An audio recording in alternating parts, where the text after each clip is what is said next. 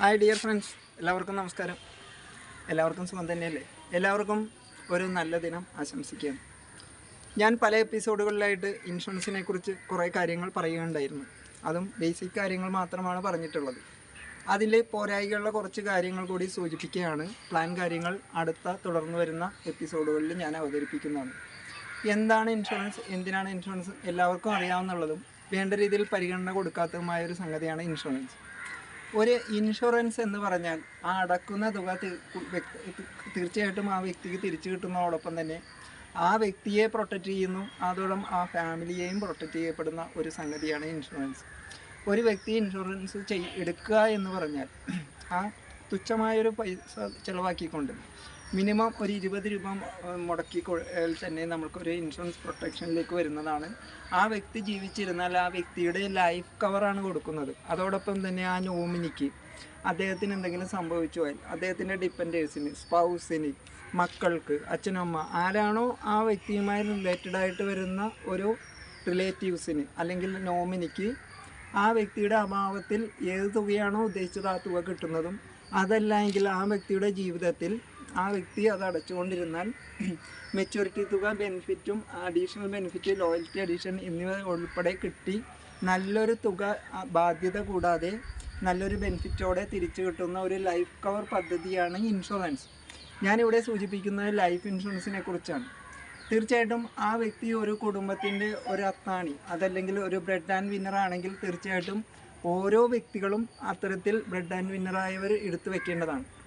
അങ്ങനെ എടുത്തു വെച്ചാൽ ആ വ്യക്തി എന്തെങ്കിലും ഒരു ഇൻസിഡൻറ്റ് പെട്ടെന്നുണ്ടാകുന്ന ഒരു ഒരു എന്തെങ്കിലും സംഭവിക്കാതിരിക്കട്ടെ ആർക്കും തന്നെ എന്ന് നമ്മൾ പ്രത്യാശിക്കാം. എങ്കിൽ പോലും എന്തെങ്കിലും അത്യാഹിതം സംഭവിച്ചു പോയാൽ ഒരു തുക, അതായത് എന്തിനു വേണ്ടിയാണോ നമ്മൾ ചേർന്നിട്ടുള്ള ആ തുക കുടുംബത്തിലേക്ക് അല്ലെങ്കിൽ നോമിനിക്ക് കൊടുക്കപ്പെടുന്ന ഒരു ബൃഹത്തരമായ ഒരു നല്ല പദ്ധതിയാണ് ഈ ലൈഫ് ഇൻഷുറൻസ് എന്ന് പറഞ്ഞാൽ. ഇൻഷുറൻസ് പലവിധം ഉണ്ടെന്നുള്ളതൊക്കെ ഞാൻ പറഞ്ഞിട്ടുള്ളതാണ്.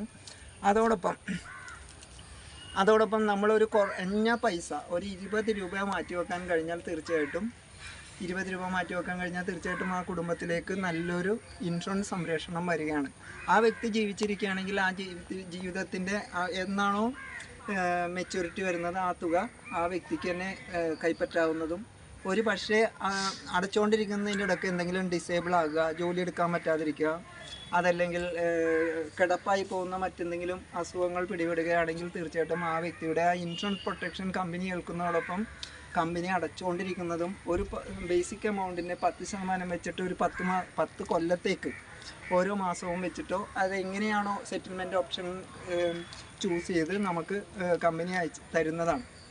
അതോടൊപ്പം ആ വ്യക്തിക്ക് ബഡ്ജറ്റ് തെറ്റുക, ജോലി നഷ്ടപ്പെടുക, അടക്കാൻ പറ്റാത്തൊരു സാഹചര്യത്തിലേക്കാണ് പോകുന്നതെങ്കിൽ തീർച്ചയായിട്ടും അത് കുറിയൊക്കെ വിളിച്ചെടുക്കുന്ന പോലെ നമുക്ക് സറണ്ടർ ചെയ്യാനും ഉള്ള ഒരു സംഗതിയുണ്ട്. അപ്പോൾ അതുകൊണ്ട് ഏതൊരു വ്യക്തിയും ഇത് തീർച്ചയായിട്ടും ലൈഫ് കവർ പ്രൊട്ടക്ഷൻ എടുക്കേണ്ടതാണ്. അങ്ങനെ എടുത്താൽ ആ വ്യക്തി ജീവിച്ചിരുന്നാൽ വ്യക്തിയുടെ അഭാവത്തിൽ, അതായത് വ്യക്തി മരിച്ചു പോവുകയാണെങ്കിൽ ആ നോമിനിക്ക് അല്ലെങ്കിൽ സ്പൗസിന്, പാരൻസിന്, മക്കൾക്ക് ആരാണോ നോമിനേറ്റ് ചെയ്യപ്പെടുന്നത് അല്ലെങ്കിൽ ആ കുടുംബത്തിൽ ആ വ്യക്തിയുടെ ആശ്രിതർക്ക് കിട്ടുന്നതുമാണ്. ഇതാണ് ലൈഫ് കവറിൻ്റെ ഏകദേശ രൂപം. ഇനി ലോങ് ലൈഫ് ഒരു പെൻഷൻ നമ്മൾ കൊടുക്കുന്നതിൻ്റെ ഒരു ലാഭവിഹിതം വേണമെന്നെങ്കിൽ അടച്ചുകൊണ്ടിരിക്കുന്ന തുക മെച്യൂരിറ്റി തുക വരെ അവിടെ എത്തുകയും അവിടെ കിടന്നത് അക്യുമുലേറ്റ് ചെയ്തിട്ടുള്ള ബോണസ്, അഡീഷണൽ ബോണസ് എന്നിവ വന്നുകൊണ്ടിരിക്കുന്നതും, അതോടൊപ്പം തന്നെ ഒരു നിശ്ചിത കാലഘട്ടത്തിന് ശേഷം നമ്മൾ എന്നുവരെ ജീവിച്ചിരിക്കുന്നു നമുക്ക് ആർക്കും ഉറപ്പില്ല എങ്കിൽ പോലും ജീവിച്ചിരിക്കുന്നിടത്തോളം കാലം, നമ്മൾ വേണ്ടെന്ന് വെക്കുന്നിടത്തോളം കാലം നമുക്ക് സ്ഥിരമായിട്ട് സ്ഥായിയായി കിട്ടിക്കൊണ്ടിരിക്കുകയും ഓരോ കൊല്ലവും അക്യുമുലേറ്റ് ചെയ്തിട്ട് പൈസ വർദ്ധിച്ചുകൊണ്ടിരിക്കുന്നതുമാണ്. അപ്പോൾ അങ്ങനെയുള്ള ഒരു പദ്ധതിയുണ്ട്. അതിന് മിനിമം ഒരു 50 രൂപയുടെ ചിലവേ ഉള്ളൂ. ഡെയിലി 20 രൂപ കൊടുത്താൽ ലൈഫ് കവർ വിത്ത് മണി ബാക്കോ ആയിട്ടോ അല്ലെങ്കിൽ മെച്യൂരിറ്റി തുകയായിട്ടോ കൈപ്പറ്റാനുള്ള സംവിധാനങ്ങളും ഉണ്ട്. ഇതാണ് ഏതാണ്ട് രൂപരേഖ. തുടർന്നും ബൃഹത്തരമായ മറ്റു ചില പദ്ധതികളെക്കുറിച്ചും പ്ലാനുകളെക്കുറിച്ചും ഒക്കെ വരുന്ന എപ്പിസോഡുകളിൽ ഞാൻ വരുന്നതാണ്. അതുവരെ എല്ലാവർക്കും നമസ്കാരം. എല്ലാവരും കമൻറ്റുകൾ രേഖപ്പെടുത്തുക, ലൈക്ക് ചെയ്യുക, ഷെയർ ചെയ്യുക എന്ന് അഭ്യർത്ഥിച്ചുകൊണ്ട് എല്ലാവർക്കും നന്ദി, നമസ്കാരം, താങ്ക് യു.